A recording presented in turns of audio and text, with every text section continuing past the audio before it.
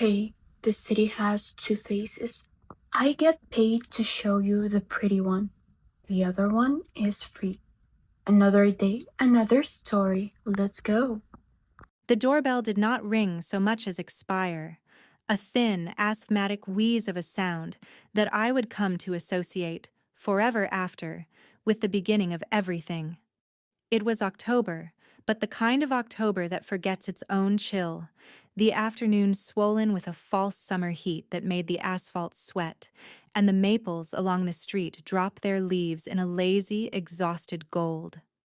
I was 26, and I had been kneading dough at the kitchen table, flour up to my wrists, my hair falling out of a rubber band in strands that stuck to the back of my neck. I remember the exact viscosity of the dough, the way it pulled away from the bowl with a sound like a sigh. I remember the radio playing something brassy and irrelevant, a commercial for a car dealership out in Parma. I remember thinking, with the stupid, untested optimism of a woman who still believed her own life belonged to her, that I would finish the bread, shower, and maybe drive downtown to look at the culinary school brochures I had been collecting for 3 months. Then the doorbell. I wiped my hands on a dish towel that smelled of yeast and old lemon.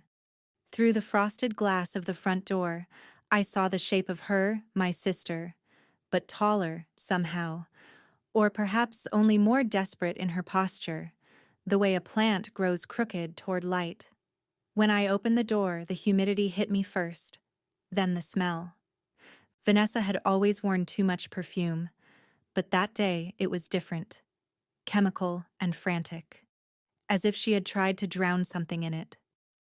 She stood on the concrete step in a denim jacket that had seen better years, her hair bleached to the color of straw and dark at the roots, her eyes the same shade of hazel they had always been, but with the pupils blown wide, swallowing the color. Behind her, 3 children stood in a row like dominoes waiting for a breath. Maya was 5, clutching a plastic grocery bag that I later learned contained a single change of clothes for each of them and a half-empty bottle of apple juice. She had Vanessa's chin, that stubborn wedge, but her eyes were dark and watchful, already old. Leo was 3. His thumb lodged so firmly in his mouth that I could see the indentation in the pad of it, a small wet cave. He wore a t-shirt with a dinosaur on it, the kind you buy in packs of 3 at Target, and his sneakers were on the wrong feet. And Ivy. Ivy was 1, maybe 14 months, a weight in a car seat that Vanessa set down on the porch, with the casual violence of someone leaving a package they did not intend to retrieve.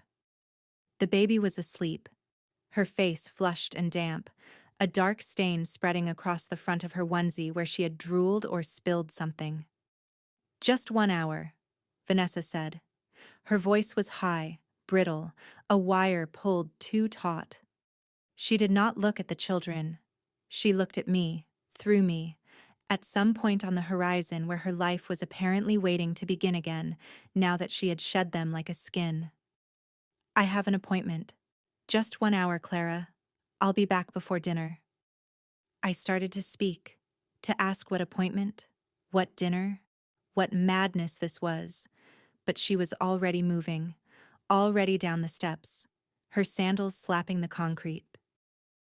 I watched her get into the car, a rusted Nissan Sentra with a bumper held on by wire, and I remember the exact pitch of its engine as it coughed to life and carried her away. The car turned the corner. The street was empty. The leaves kept falling. Maya looked up at me. Mommy said to be good. I did not know then that I would never see my sister again. Not for 12 years. Not until she would return not as a mother but as a plaintiff, a ghost with a lawyer's business card in her hand. I did not know that the dough on the kitchen table would overproof and collapse, that I would never finish that loaf, that the culinary school would become a joke I told at parties I was too tired to attend. I did not know that just 1 hour was a lie so vast it would reshape the architecture of my life, knocking down walls I had not known I was building and raising others in their place, crooked and load-bearing and permanent. I picked up Ivy's car seat. She was heavier than she looked, dense with sleep and the particular gravity of abandoned things. Leo's thumb made a small, wet sound as he worked it deeper into his mouth. Maya held out the grocery bag. "She said you like kids," Maya said, and there was no accusation in it, only a terrible, practiced neutrality, as if she were reciting a fact about the weather. "She said you have a big house." It was not a big house. It was a rented bungalow on a street of identical bungalows in Lakewood, Ohio, a suburb pressed up against Cleveland's western edge like a child clinging to a mother's leg. The house had 2 bedrooms, a porch that sagged slightly to the left, and a furnace that groaned in the night like a dying animal. But to Maya, I suppose, anyone with a door that locked and a refrigerator that hummed was rich. To Maya, I was an institution, a building she had been told to enter. I brought them inside. The dough was already beginning to sour, the yeast exhausting its sugar, collapsing in on itself. I would throw it away that night, scrape it into the trash with a sound like a sob, but for the moment I left it there, a monument to the life I had been planning. Leo walked straight to the sofa and climbed onto it, curling into the corner with his thumb and his dinosaur shirt. Maya stood in the center of the living room, the grocery bag still clutched in both hands, her eyes moving over the room with the quick, assessing gaze of a soldier entering hostile territory. Ivy woke up and began to cry, a thin, outraged wail that seemed to come from somewhere deeper than her small body should have been able to produce. I did not know how to hold a baby. I had never held a baby. I fumbled with the car seat buckles, my flour-dusted fingers slipping on the plastic, and when I finally lifted her out, she was hot and damp and smelled of sour milk and urine and something else. Something metallic and frightened that I would later recognize as the scent of children who have been in cars too long, who have been handed from one adult to another without explanation. I held her against my chest, my heart hammering against her ear, and I looked at Maya, who was still standing there, still watching. "Are you hungry?" I asked. Maya shrugged. "Mommy said not to bother you." "You're not bothering me." But she was. They all were. They were a bother so profound it felt like a religious calling, a penance I had not chosen but could not refuse. I made them peanut butter sandwiches on the stale bread I had baked the day before. I found a clean towel and changed Ivy on the bathroom floor, my hands shaking as I wiped her, as I fastened a diaper I had bought for a neighbor's baby shower 2 years prior and never given away, because the neighbor had moved to Florida and I had never been close enough to her to warrant the drive. The diaper was too big. It gaped at the legs. Ivy kicked her feet and stared at the ceiling with eyes that were the color of strong tea. Eleanor's eyes, our mother's eyes, and I felt something shift in my chest, a tectonic plate grinding into a new position. By 8 o'clock, Vanessa had not returned. I bathed the children in the tub, one by one, Maya helping me with Leo, showing me how to wash his hair without getting soap in his eyes, a competence that broke my heart because it meant she had done this before, had been the mother in the room when the actual mother was somewhere else. By 10, I called Vanessa's cell phone. It rang 4 times and went to voicemail, her voice bright and artificial, inviting me to leave a message as if nothing were wrong, as if she were not already 200 miles away by then, driving toward a life that had no rearview mirror. By midnight, I sat on the sofa with Ivy asleep on my chest, Leo sprawled across my lap, and Maya curled against my side with her thumb in her mouth. A habit she was too old for, a habit she had resumed that night without shame. And I understood that the hour had ended, that it had ended the moment she stepped off the porch, and that the rest of my life was now a question of how to survive the aftermath. I did not sleep that night. I sat in the dark and listened to the furnace groan and the children breathe, 3 separate rhythms, 3 small lungs inflating and deflating in the dim room, and I thought about the culinary school downtown, The brochures on my counter with their photographs of stainless steel and whisked egg whites, the future I had been constructing from recipes and ambition. I had been saving for a year, working double shifts at the diner on Detroit Avenue, squirreling away tips in a coffee can in the closet. I had $6,000, enough for the first semester, the deposit on an apartment closer to the lake, the knives and the uniforms. It had seemed, that afternoon, like a fortune. Now it seemed like a joke in a language I no longer spoke. In the morning, I called the police. A officer came, young, with acne scars and a voice that tried to be kind. He took my statement. He called Vanessa's number. He checked the databases. There was no accident, no hospital admission, no arrest. She had simply driven away. He called social services. A woman arrived in a blue sedan, carrying a clipboard and a look of exhausted patience. She asked me questions in a voice that suggested she already knew the answers.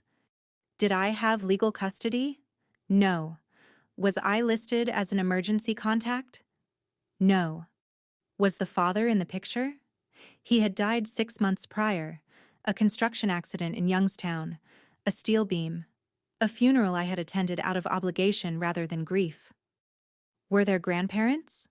There was Eleanor, our mother, 72 and living in a condo in Rocky River, with a man she had married 5 years after our father died, a man who played golf and did not like children underfoot. The social worker looked at the children. They were clean, fed, asleep in a pile on the sofa like puppies. She looked at me, 26, unmarried, no children of my own, flour still under my fingernails from the dough I had abandoned. Do you want them to go into foster care? She asked. The question hung in the air, a blade suspended by a hair. I looked at Maya, who was pretending to sleep but whose eyelids fluttered, who was listening, who had always been listening. I thought of the group homes I had seen in high school, the rumors of beds in rows, of children who cried themselves silent. I thought of the system, the paperwork, the waiting. I thought of Vanessa, who had been the beautiful one, the reckless one, the one who married at 19 to a man with calloused hands and a drinking problem, and who had worn a white dress that our mother had wept over. I thought of the way she had looked at me when we were girls, the way she had held my hand crossing the street after our father died, the way she had once been my sister before she became this stranger who left her children on my porch like a litter of kittens. No, I said. They'll stay here. The social worker made a note. We'll need to file a report. There will be check-ins. If the mother returns. She's not coming back, I said. And I knew it was true. The way you know a storm is coming by the pressure in your skull. The way the air changes before disaster. She didn't come back. Not that week. Not that month. The postcard started 3 months later, postmarked from Tucson, then Albuquerque, then a smudged stamp from somewhere in Nevada. They were blank. Just a photograph of a desert, a cactus, a neon sign. No message, no return address. Just Vanessa's handwriting on the front. That looping, aggressive script I had known since childhood, spelling out my name and address with the efficiency of a prisoner marking days on a wall. I kept them in a drawer. I did not show them to the children. I told Maya, when she asked, that her mother was getting better, a lie so vague it could mean anything, and Maya had nodded with that same terrible neutrality and never asked again. I gave up the culinary school. I called the admissions office and told them I would not be starting in January. I listened to the woman's polite disappointment, the way her voice shifted from enthusiastic to cautious, as if I were a sick relative she was no longer sure how to address. I sold my textbooks online. I kept the knives, the good ones, a set of Wusthofs I had bought on sale at Macy's, and I used them to chop onions for the diner, to cube potatoes for breakfast hash, to make meals for 3 children who grew with an alarming, voracious speed that seemed to mock my poverty. I worked the early shift at the diner, 4 in the morning until 2 in the afternoon, leaving the children with Mrs. Gable next door, a retired nurse who smelled of camphor and who charged me $40 a day I could not afford. I came home smelling of grease and coffee and the particular melancholy of a place where people ate alone at counters, staring at their phones or the middle distance. I bathed the children, helped with homework, read the same picture books until the spines cracked. I learned to braid hair by watching YouTube videos at 2 in the morning, my fingers clumsy, Maya wincing but never complaining. I learned that Leo woke up screaming at 3 a.m. every night for 6 months, a sound that came from somewhere primal and unreachable, and that the only way to stop it was to hold him in the rocking chair and sing, "You are my sunshine," in a voice so hoarse it barely sounded like music. I learned that Ivy would not eat anything green until I pureed spinach into brownies, a deception that felt like both a triumph and a moral failure.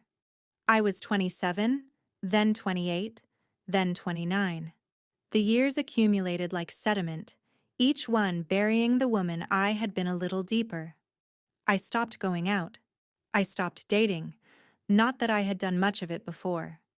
I wore my hair in a practical ponytail. I bought my clothes at Goodwill. I cashed my paychecks and paid the rent, and bought shoes in the next size up, and told myself every morning that this was temporary, that Vanessa would return, that I would hand the children back and resume my life like a DVD paused, and then played again. But I knew. In the way I knew my own face in the mirror, I knew. The emergency happened when Leo was 6. It was a Tuesday, a bright, cruel Tuesday in March, when the snow had melted into gray slush and the air smelled of mud and salt. I had picked the children up from school, Maya now 10, serious and studious, her hair in 2 neat braids she did herself. Leo 6, all knees and elbows and a relentless curiosity that manifested as a tendency to climb things. Ivy 4, clingy and sweet, still sleeping with a stuffed rabbit she called Bunny, even though Bunny had lost an eye and most of his stuffing and smelled of 1,000 anxious nights. Leo had been coughing. A winter cough, I thought, the kind that lingers in children's lungs like a guest who refuses to leave. I had given him honey, propped him up on pillows. But that afternoon, at the kitchen table, while I was trying to get Ivy to eat a grilled cheese and Maya was doing her math homework, Leo's breathing changed. It became audible, a sound like a zipper being pulled inside his chest, high and tight and wrong. He looked at me, his eyes wide, and he tried to speak, but no words came out, only a wheeze that seemed to use up all the air in the room. I grabbed him. I remember the weight of him, lighter than he should have been, his bones sharp against my palms. I remember the car keys digging into my thigh as I ran to the driveway. I remember Maya's voice, high and controlled, telling Ivy to stay put, to finish her sandwich, to be brave. I remember driving with one hand on the wheel and the other holding Leo's hand, his fingers cold and slippery, his nails turning a color I had never seen on a living person, a blue so pale it was almost white. The emergency room at Metro Health was a fluorescent nightmare, a place of linoleum and shouting and the smell of antiseptic that could not quite cover the smell of fear. I carried Leo in, and a nurse took him from my arms with the efficiency that felt like violence, and then the questions started. Name, date of birth, insurance, allergies.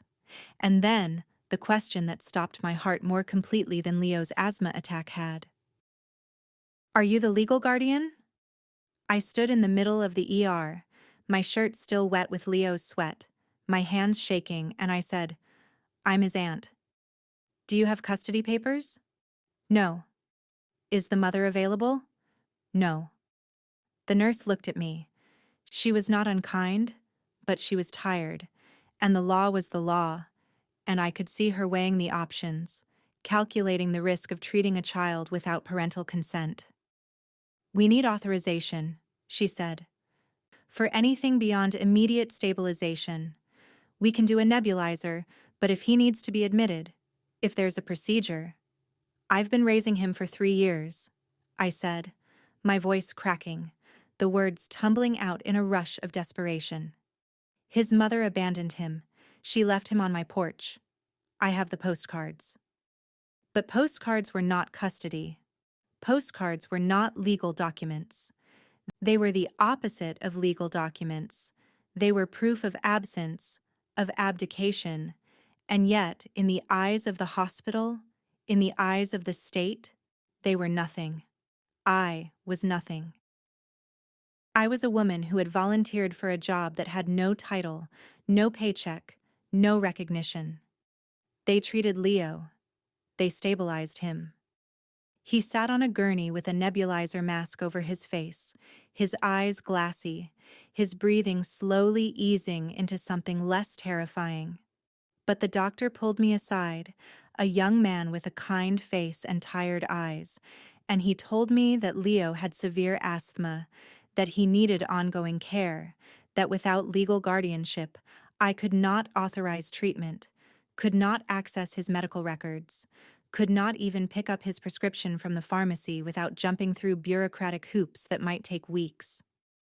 "You need to get custody," the doctor said, "for his sake, for all of them."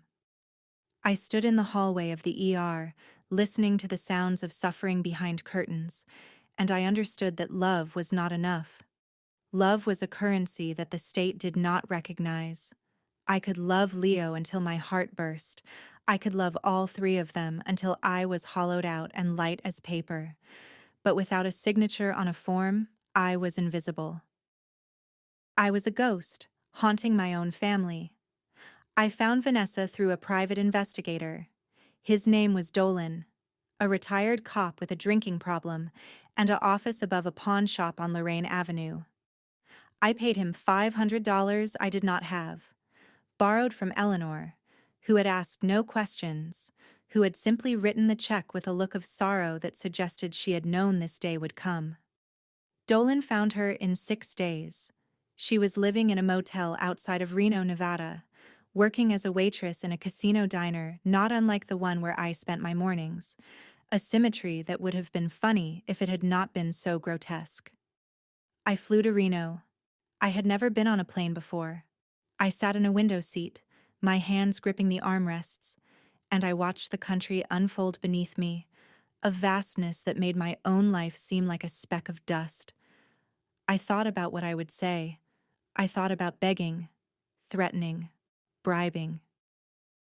I had $15,000 in a cashier's check in my purse, the sum total of my savings, the emergency fund I had built penny by penny, the money that was supposed to be for a new roof, for a car that did not rattle, for the possibility of one day, maybe, a life that was not entirely consumed by other people's needs.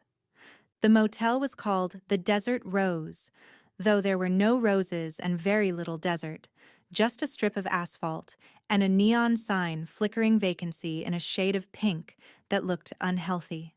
Her room was 214. I climbed the stairs, my legs heavy, my heart pounding in my throat. I knocked. When she opened the door, I almost did not recognize her. She was 31, but she looked 45. Her skin weathered by sun and something harder.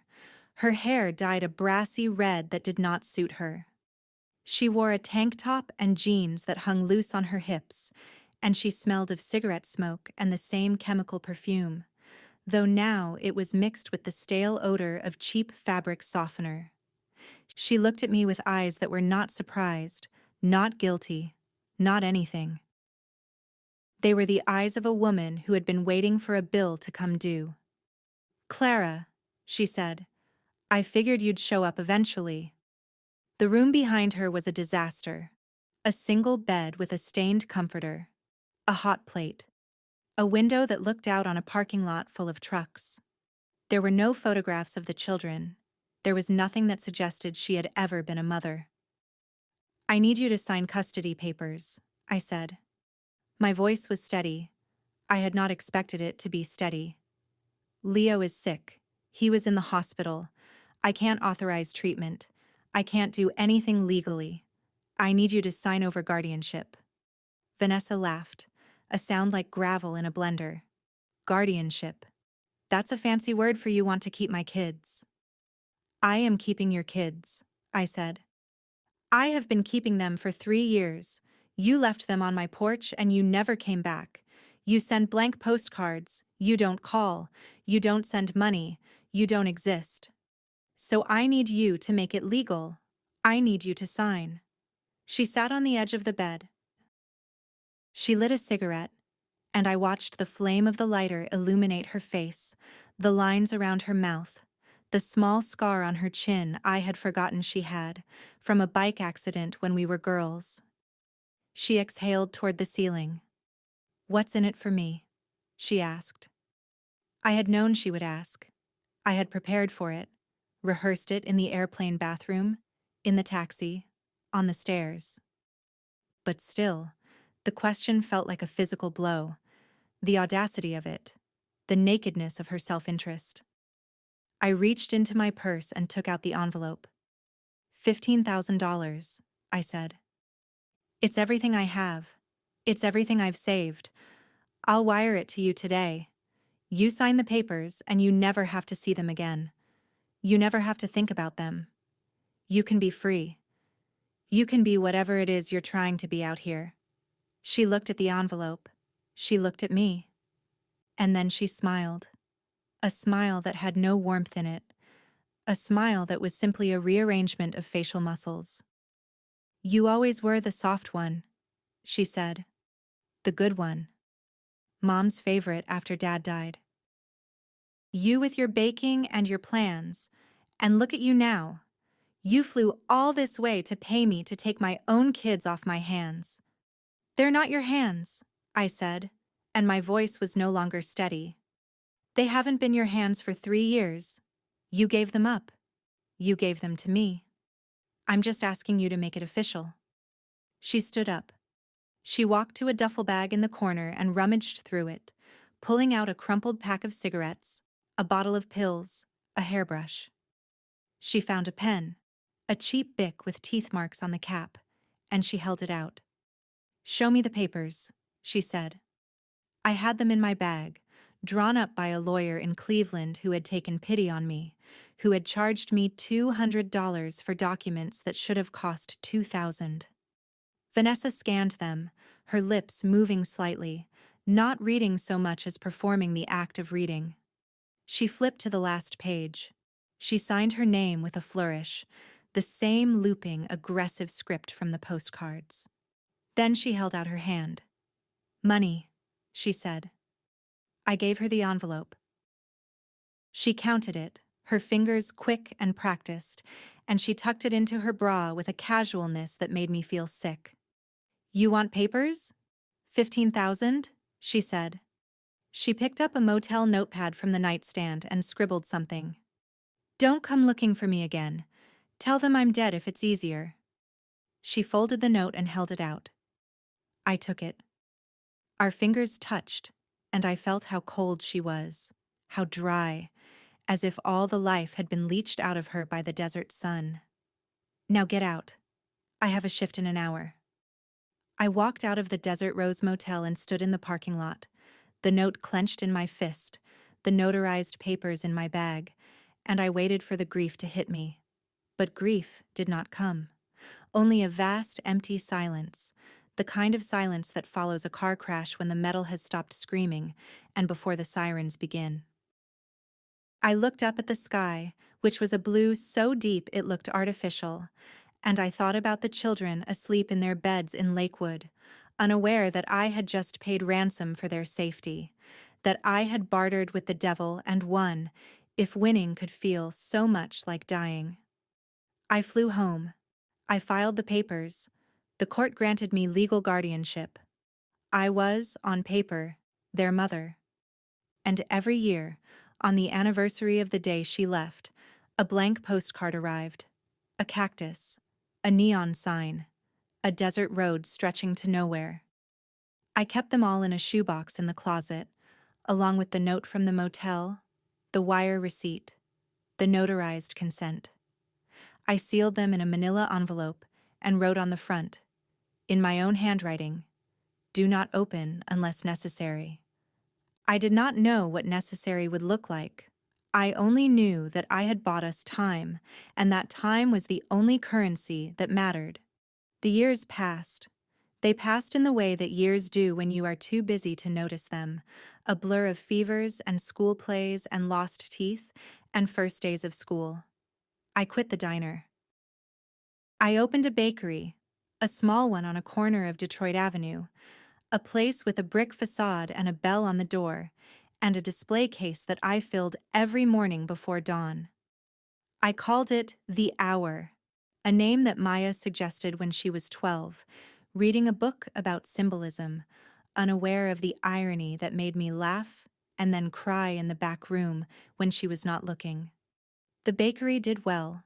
People came for the sourdough, the croissants, the cinnamon rolls that I made from a recipe I had developed in the sleepless nights after Vanessa left. I hired 2 girls from the high school to work the counter.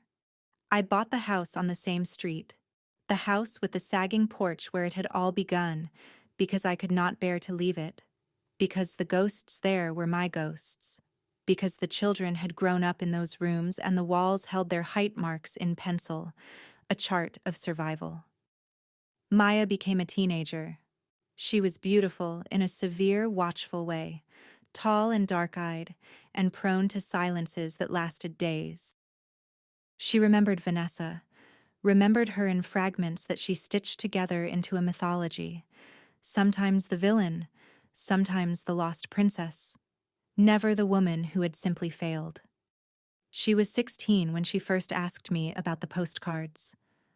I told her the truth, or a version of it, that her mother had been sick, that she could not care for them, that she had chosen to leave.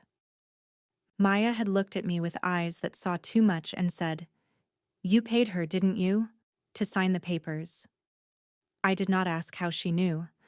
I only nodded. She had nodded back, and we had never spoken of it again. Leo grew into a young man who looked like his father, broad-shouldered and gentle, his asthma managed by inhalers that he carried in his pocket like talismans. He did not remember Vanessa at all. His mother was a concept, a photograph in a frame that I kept on the bookshelf, a woman with bleached hair and a desperate smile. He called me Clara, always had, though sometimes when he was tired or sick, the word slipped into something softer, a mumble that sounded like "Mom" before he corrected himself. I never pressed him. I never pressed any of them. We were a family built on the architecture of absence, and we had learned not to lean too hard on any one wall. Ivy was the only one who had never known another life.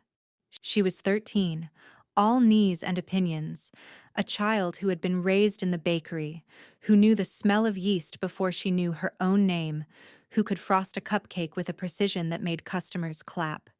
She was the most secure of the 3, the most trusting, because she had never been abandoned, had never felt the shift of the earth beneath her feet. For Ivy, I was simply the constant, the gravity that held her in orbit. And sometimes, looking at her, I felt a bitterness so sharp it tasted like metal, because she would never know the cost of her safety, the price that had been paid in a motel parking lot under a false blue sky. Eleanor died in January. She had been failing for a year, her heart eroding like a coastline, and the end was peaceful, or as peaceful as these things can be, in a hospice bed with a view of the frozen lake and a nurse who held her hand. I was there. I held her other hand. She did not speak at the end, but she looked at me, and in her eyes I saw a recognition, a forgiveness for things I had never confessed. When she died, I felt not grief, but a strange, hollow relief, as if a door had been closed that I had been holding open with my shoulder for decades. The lawyer called me a week later. His name was Hoffman, a man in a suit that cost more than my first car, and he spoke with the careful neutrality of someone delivering news that will change a life. Eleanor had left her estate in a trust. Not a large estate, but substantial. A paid-off condo, a portfolio of conservative stocks, a life insurance policy, some jewelry that had been our grandmother's. The trust was for the children, Maya, Leo, Ivy, to be distributed when the youngest turned 25, or for educational and medical expenses before then, with me as the trustee. It was a gesture of love, of acknowledgement, of finally seeing what I had done. But it required a legal notice to Vanessa, the biological mother, the last known address on file. I gave Hoffman the address. The motel in Reno was long gone, but Vanessa had a P.O. box in Laughlin, Nevada, where the blank postcards had originated for the last 3 years. I knew because I had checked once, in a moment of weakness, tracing the postmark through a friend at the postal service. I had never written to her. I had never called. But I knew where she was, or where she collected her mail, and I gave the address to Hoffman because the law required it, because I was tired of secrets, because I thought, if I thought at all, that a legal notice in a trust proceeding was a formality, a paper shuffled from one office to another, a bureaucratic nod that would result in nothing.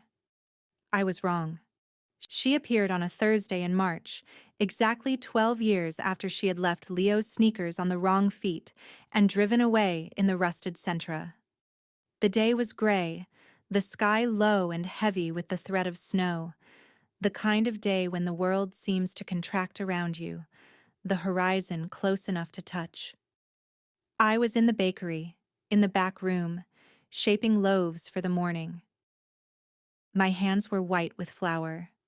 The radio was playing NPR, a story about politics that I was not listening to.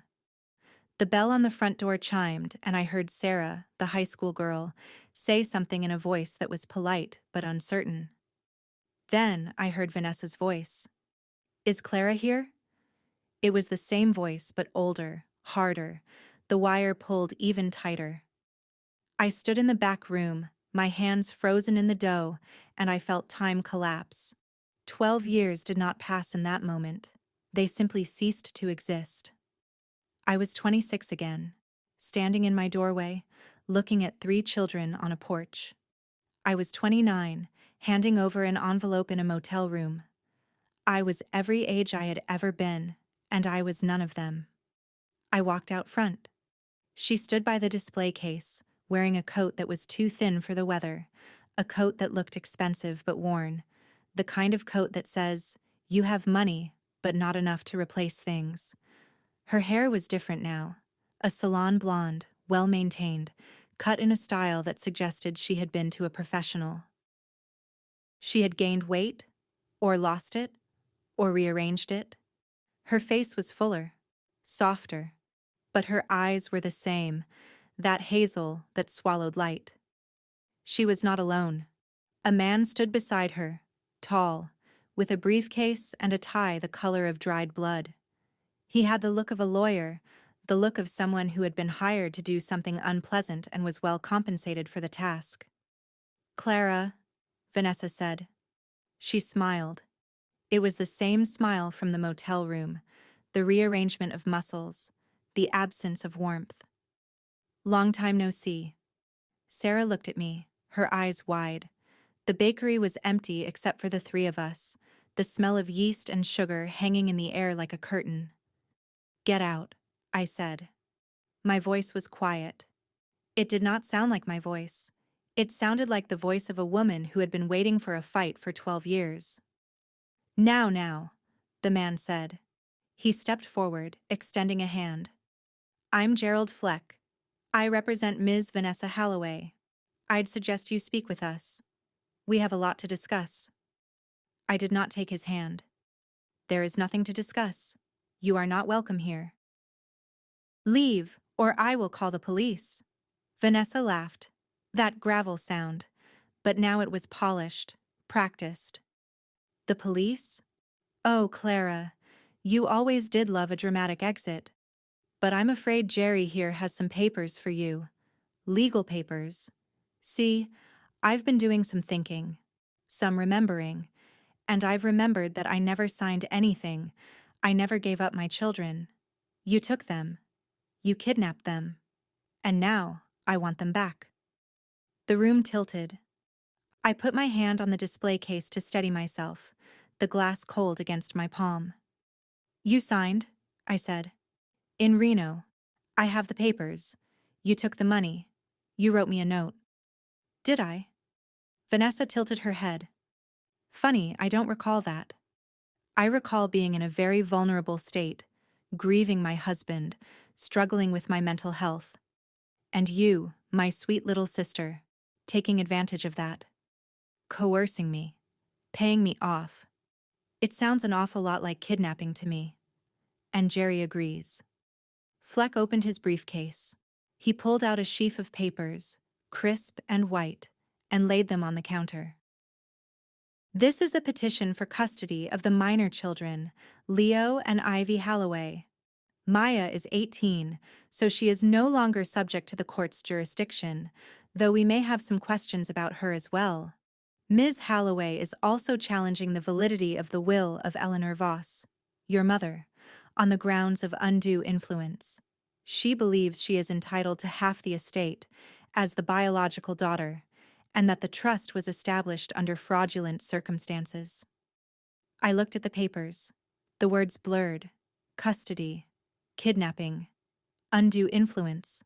Fraud. They were words from a language I had tried to leave behind, a language of courts and documents and the cold, mechanical measurement of love. You can't, I said. You abandoned them. You left them. You have no right. I have every right, Vanessa said, and her voice dropped, became something intimate and venomous, a whisper that filled the room. I'm their mother. You're nothing. You're a diner waitress who played house. And now that there's money on the table, now that Mom finally decided to acknowledge her real family, you think you can keep them? You think you can keep what's mine? She reached out and touched a loaf of bread on the counter, a sourdough I had shaped that morning, scored with a pattern of wheat sheaves. She pressed her finger into it, leaving a dent. Cute bakery, she said. I'll enjoy watching you lose it all. They left. The bell chimed. The cold air rushed in, and then they were gone, and I was alone in the bakery with Sarah, who was staring at me with a mixture of horror and pity that I could not bear to see. I walked to the back room. I sat on a flour sack. I put my head in my hands, and I did not cry. I had forgotten how to cry. I only sat there, in the dark, and I felt the envelope in my mind, the one in the shoebox in the closet, the one I had sealed 11 years ago with the words, "Do not open unless necessary," scrawled across the front. Necessary had arrived. The trial was scheduled for June. 3 months of limbo, of waking at 3 a.m. with my heart racing, of watching the children watch me, of pretending that everything was normal while the sword hung above us by a thread thinner than a hair. I hired a lawyer, a woman named Diane Cho, who had an office downtown and a reputation for destroying opponents in family court. She was expensive. I mortgaged the bakery. I did not tell the children everything, but I told them enough. Maya, who was 18 now, finishing her senior year, accepted the news with a stoicism that broke my heart. She had always known this day would come. She had been waiting for it, perhaps, the way one waits for a storm after a long, humid silence. Leo and Ivy were harder. They were 16 and 13, old enough to understand the mechanics of the law but not the malice behind it. Leo withdrew into himself, his asthma worsening with the stress, his inhaler a constant companion. Ivy raged. She raged at me, at the world, at the mother she did not remember, but who had now become a monster in her imagination. She asked me, in a voice that cracked, "Why did you pay her? Why didn't you just let her rot?" And I had no answer, or none that would satisfy a 13-year-old who believed in justice as a force rather than a negotiation. The courtroom was in the Cuyahoga County Courthouse, a building of limestone and marble that smelled of floor wax and old paper. The air conditioning was too high, and I sat at the plaintiff's table, though I was the defendant, the accused, the kidnapper in my sister's narrative, shivering in a blazer that I had bought for the occasion, my hands clasped so tightly that my knuckles ached. Diane sat beside me, her pen scratching notes, her presence a solid, professional comfort. Vanessa sat across the aisle, flanked by Fleck. She wore a dress the color of sage green, modest, maternal, her hair pulled back in a way that suggested responsibility. She looked, I had to admit, like a mother. She looked like the woman who had been wronged, who had been robbed, who had returned to reclaim her own. And I looked like what I was, a woman who had not slept in 3 months, who had lost weight she could not afford to lose, who had flour permanently embedded in the creases of her hands. The judge was a man named Harlan, 60-ish, with a face that had seen every variation of human cruelty and had long since stopped being surprised by any of them. He called the proceedings to order. Fleck began. He presented Vanessa as a grieving widow who had suffered a mental health crisis, who had sought treatment in Nevada, who had been too ill to care for her children, but who had never intended to abandon them. He suggested that I had exploited her vulnerability, that I had flown to Reno not to help, but to coerce, that I had waved money in front of a sick woman and taken her children like a thief in the night. He produced documents, medical records from a clinic in Laughlin, diagnoses of depression and anxiety, a narrative of a woman trying to rebuild her life while her sister stole her family. Then Vanessa testified. She took the stand with a practiced grace, her hands folded in her lap, her voice trembling at exactly the right moments. She spoke of the day she left the children with me, describing it as a temporary respite, a cry for help. She spoke of her grief, her breakdown, her years of therapy and recovery. She spoke of her stable home now, her apartment in Laughlin, her job as a manager at a casino restaurant, her readiness to resume her role as mother.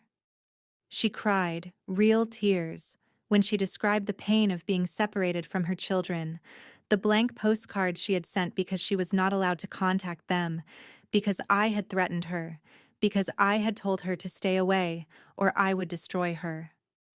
She paid me, Vanessa said, looking directly at the judge, her eyes wide and wounded. She came to my motel room and she offered me money, $15,000. She said if I signed the papers, she would make sure I never saw the children again. I was sick. I was alone. I didn't know what I was signing.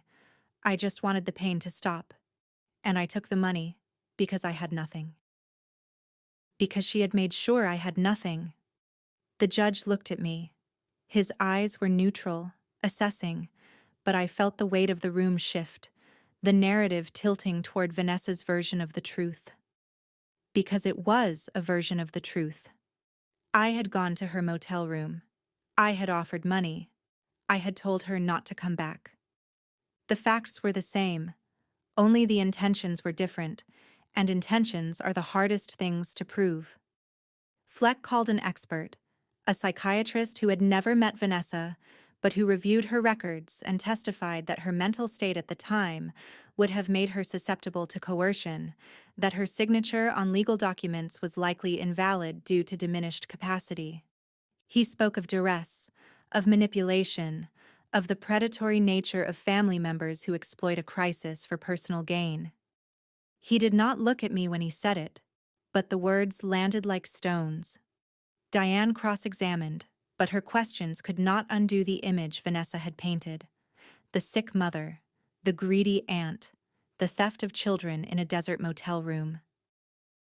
The morning ended with the court adjourned for lunch, and I walked out into the hallway and stood by the windows, looking down at the street, the cars moving below like toys, the people walking with purposes I could no longer imagine having. Maya found me there. She had come to the courthouse with Leo, though Ivy was at school, protected from this circus by a lie about a dentist appointment. Maya stood beside me, tall and straight, her dark eyes fixed on the horizon. "She's good," Maya said quietly. "She's very good." "She's lying," I said. "She's believing it," Maya said. "That's worse." I looked at her. She was 18, an adult in the eyes of the law, but in my eyes she was still the 5-year-old with the grocery bag, the child who had told me not to bother her. I reached out and took her hand, and she let me, her fingers cool and strong. "What are we going to do?" she asked. I thought of the envelope. I thought of the shoebox in the closet, the sealed manila, the evidence I had kept like a talisman, like a poison I was afraid to handle. I had not wanted to use it. I had wanted to believe that the truth would be enough, that a judge would see through Vanessa's performance, that the years of care and love would speak louder than a forged narrative of victimhood. But I was not naive. I had stopped being naive the moment I opened my door to 3 children in the October heat. "We're going to open the box," I said. That night, after the children were asleep, I climbed the stairs to my bedroom. The closet was small, crowded with coats and the detritus of a life that had no time for minimalism. I reached to the back shelf and pulled down the shoebox.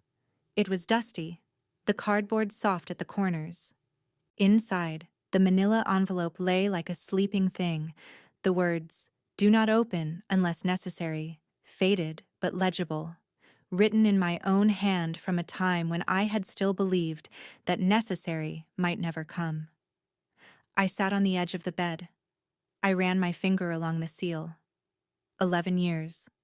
11 years of silence, of waiting, of hoping that the past would stay buried. But the past does not stay buried. It waits. It breathes.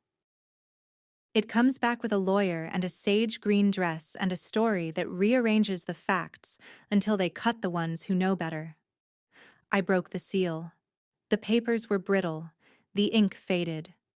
The notarized consent for guardianship, signed by Vanessa in the motel room, her signature bold and unhesitating, nothing like the trembling hand she had displayed on the stand. The wire receipt from the bank, showing the transfer of $15,000 to an account in her name, dated the day after the signature, and the note. The handwritten note on Desert Rose Motel stationery, the paper thin and cheap, the pen marks pressed deep into the fibers. I read it again, for the first time in 11 years, and the words were exactly as I remembered, but sharper now, more damning, because I could see them through the eyes of a judge, through the lens of a courtroom where truth was a commodity to be weighed and measured. "You want papers? 15,000? Don't come looking for me again. Tell them I'm dead if it's easier. No punctuation but the ellipsis. No ambiguity. No room for the interpretation of coercion.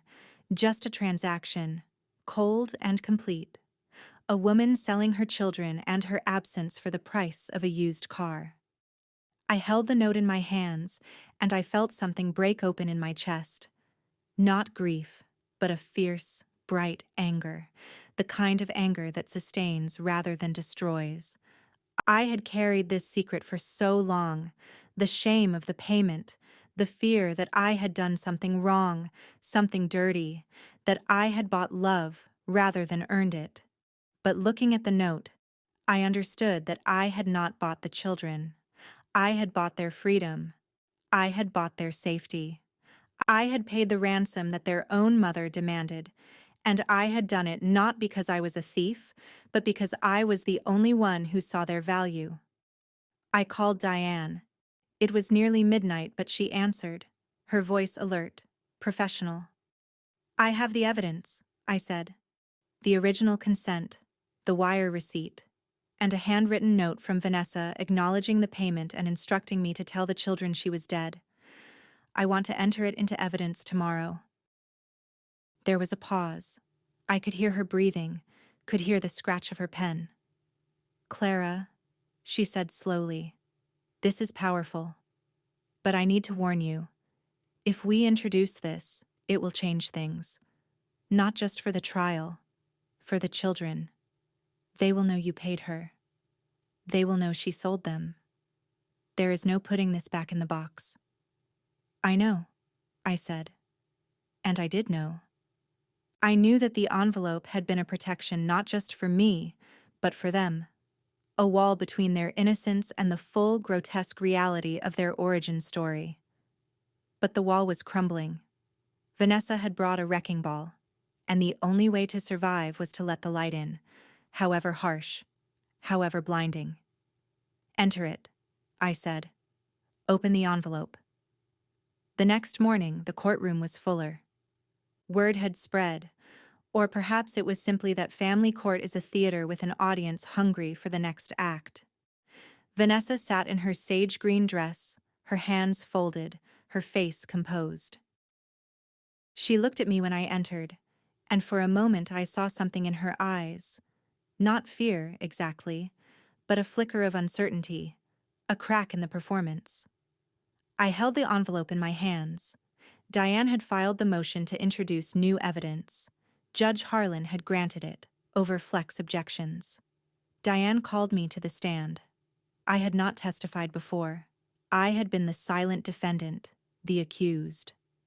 Now I sat in the witness box, the microphone in front of me, and I felt the weight of every eye in the room. Diane led me through the questions gently, establishing the timeline, the emergency, the trip to Reno.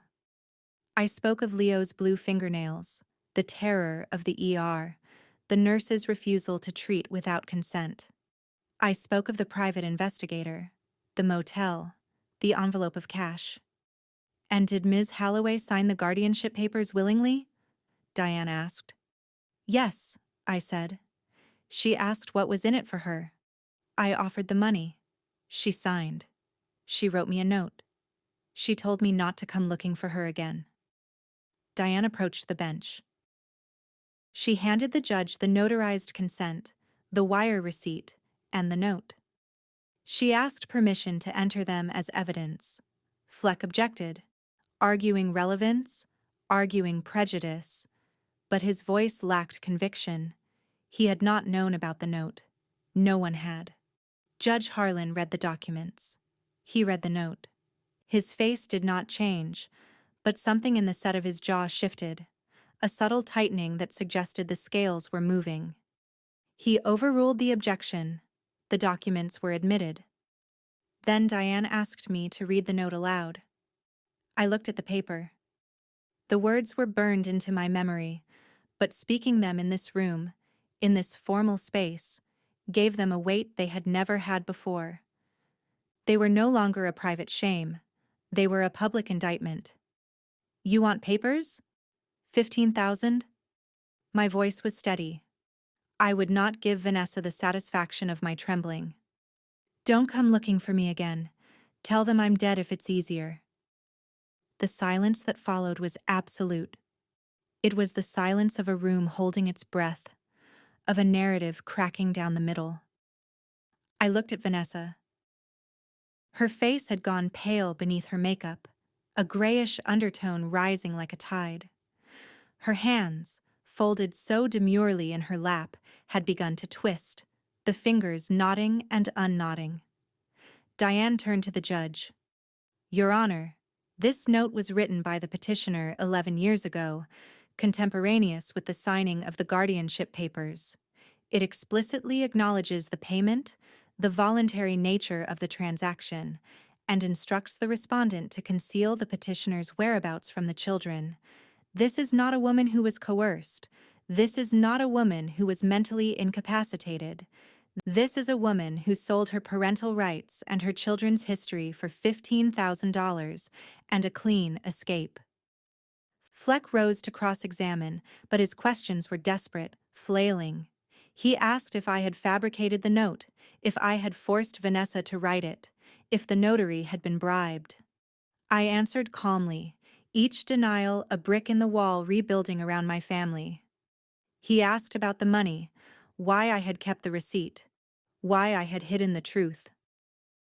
I told him I had kept the evidence because I had known, even then, that she might return, that I had hoped she would not, but that I was not a fool. Then Diane called Vanessa back to the stand. The change was immediate. The maternal composure, the trembling voice, the tears.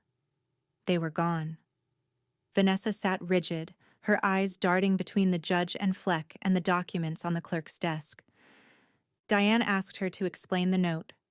Vanessa stammered. She said she did not remember writing it. She said it must have been under duress.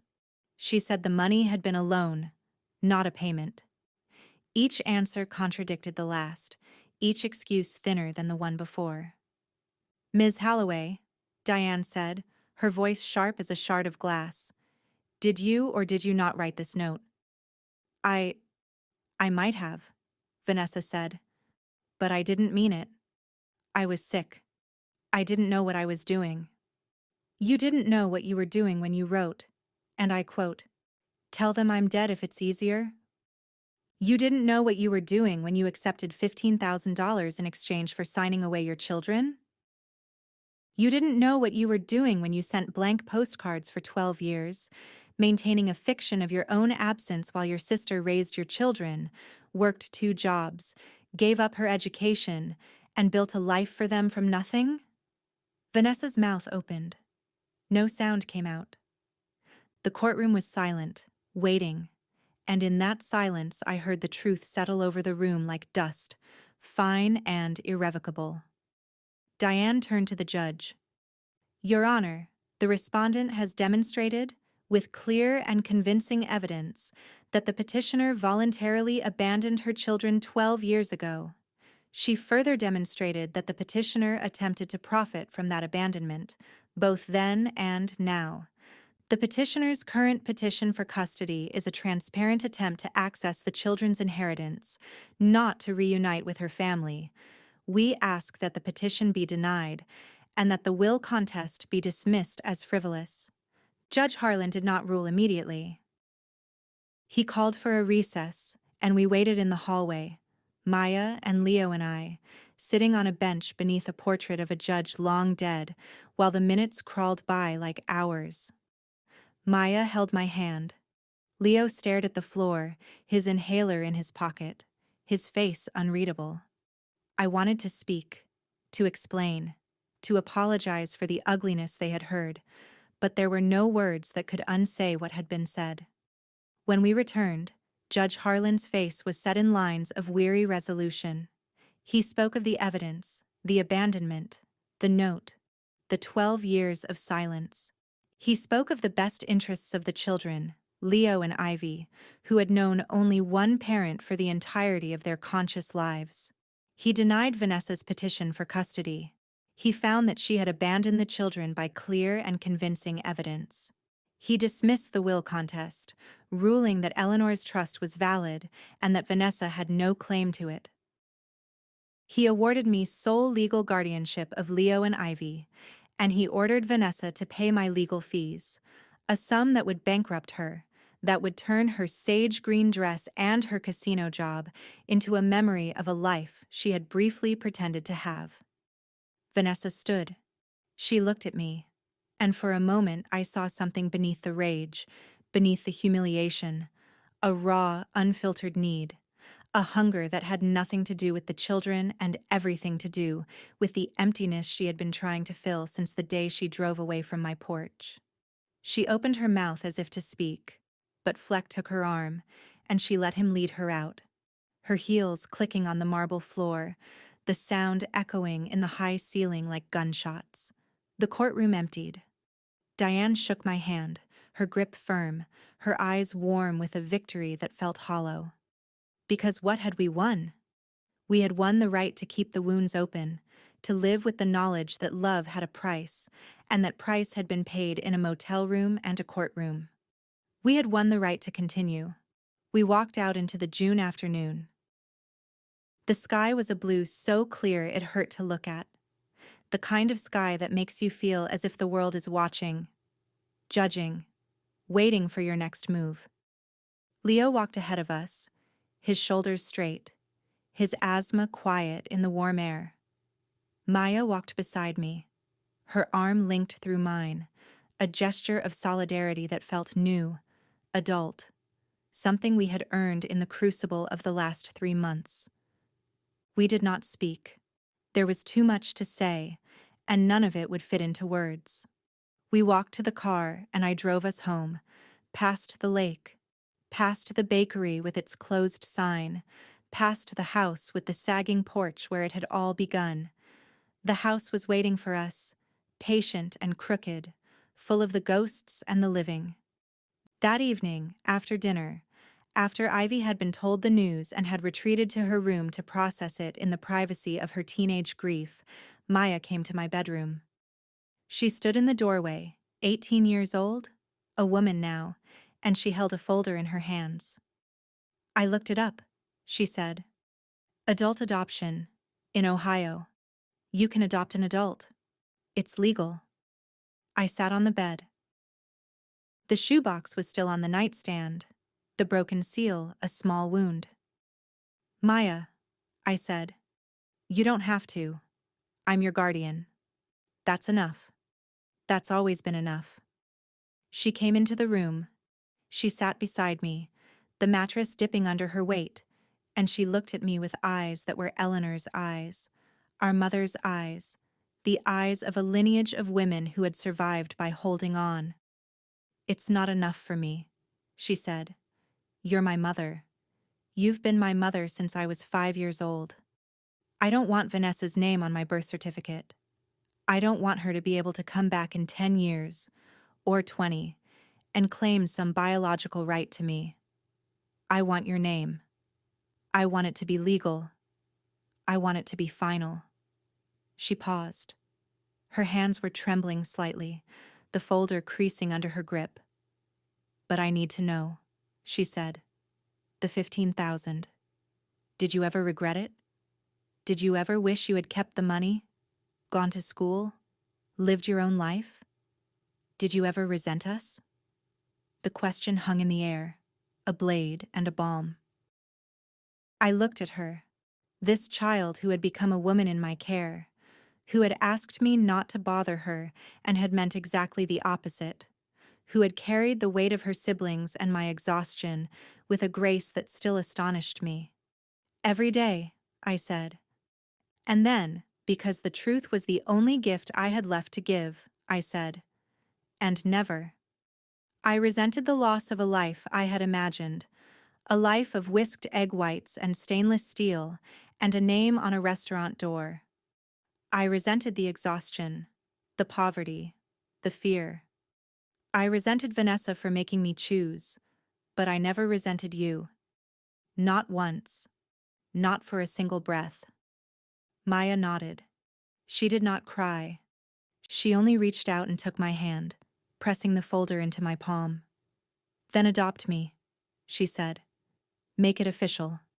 Make it so that no one can ever take this apart." I took the folder. I opened it. The papers were simple: a petition for adult adoption, the legal severing of one tie and the forging of another. I read them, and I thought about the other papers, the ones signed in a motel room 11 years ago, the ones that had bought us time, but not peace. These papers were different. These papers were not a transaction. They were a choice, freely made, by a woman who knew exactly what she was doing. "I will," I said. We filed the papers the next week. The adoption was granted in August. A quiet hearing with no opposition, a judge signing a decree while the cicadas screamed outside the window.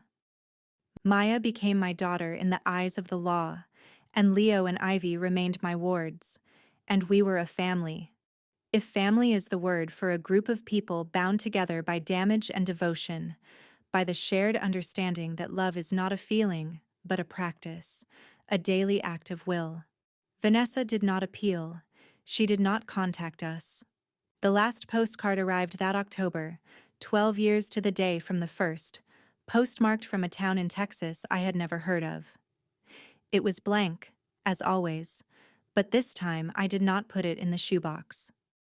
I threw it away. I watched it fall into the trash, the photograph of a sunset over a desert I would never visit, and I felt nothing. Not anger, not grief. Only the quiet certainty that some doors, once closed, should never be opened again. The bakery thrived. The children grew. Maya went to college in the fall, a state school, not far, close enough to come home on weekends and fill the house with her presence. Leo got his driver's license and a job at a hardware store. His asthma controlled, his shoulders broad, his laughter filling rooms in a way that still surprised me. Ivy learned to drive, to fight, to forgive. Her rage slowly transforming into a fierce protectiveness that she turned outward, toward the world, rather than inward. And I baked. I woke before dawn and shaped dough and watched the sun rise over the lake, and I thought about the woman I had been at 26, kneading bread at a kitchen table, dreaming of a life that had never arrived. I did not mourn her. She had been a possibility, not a promise, and possibilities are the casualties of choice. I had chosen. I had chosen every day for 12 years, and I would choose again. Not because I was a saint or a martyr, but because I was a woman who had learned that the only way to survive the wreckage of other people's failures was to build something solid from the debris. We kept no more secrets. The shoebox was empty now, the envelope filed with Diane, the evidence a matter of public record. The children knew the full story, the price, the note, the desert motel. They knew that their mother had sold them and that I had bought them, and they knew that this knowledge did not diminish what we had built. If anything, it made the walls stronger, the foundation deeper. We were not a family by blood or by accident. We were a family by transaction and by choice, by the daily grinding work of showing up, and perhaps that was the only kind of family that meant anything at all. The house on the street still sagged slightly to the left. The furnace still groaned. The maples still dropped their leaves in October, a lazy, exhausted gold. And I still stood at the window sometimes, flour on my wrists, watching the street, waiting for the doorbell. But it did not ring. The hour had ended long ago, and the years had become a life, and the life was enough. It was not the life I had planned. It was harder, and sadder, and more beautiful than anything I could have imagined in the kitchen of that rented bungalow, with the dough rising and the radio playing, and the world still believing that I belonged to myself.